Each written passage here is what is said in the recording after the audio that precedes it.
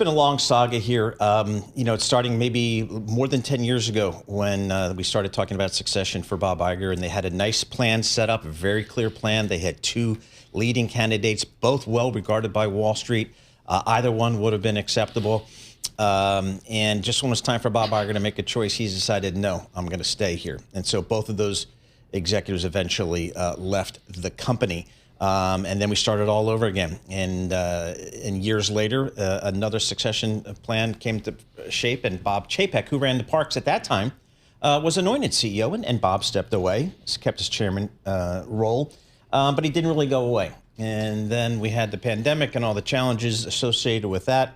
A lot of companies struggled, including Disney, and Bob Iger effectively came back and replaced Mr. Chapek, who then left. So another second failed succession cycle there. This cycle, again, they brought in Mr. Gorman, the former CEO of Morgan Stanley, as a board member, and his task was really to run a successful succession plan for Bob Iger, and 2 years later, here we are. And so now we've got Josh D'Amaro, who has been with the company for 28 years. Right. So certainly a veteran of the company, steeped in all its tradition.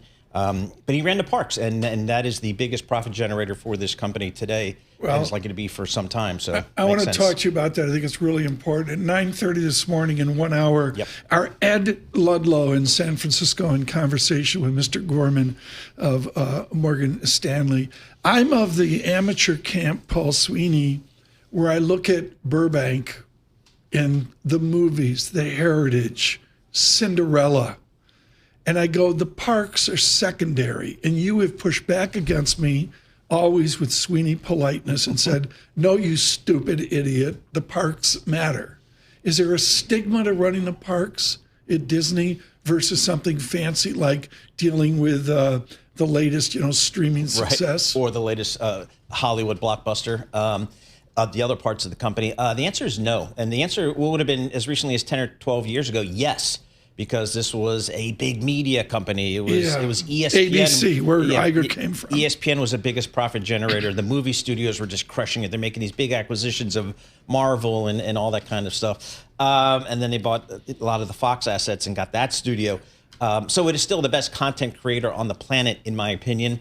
That is great. And nobody monetizes their content better than the Walt Disney Company, I would argue.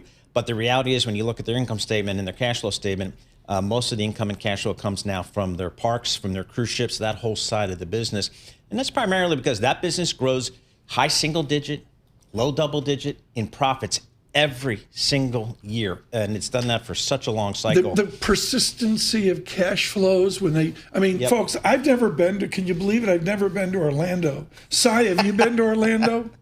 Not a long time. You go like 4 times a year. They fleece you. Nobody does a better job of emptying making money off of people than the Walt Disney Company, and they do it all over the world now. They have parks in Shanghai. That was a $5 billion investment in China when, not a lot of people were investing in mainland China in fixed assets.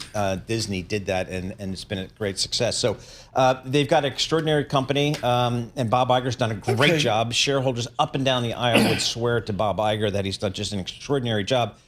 But maybe it's time for some change.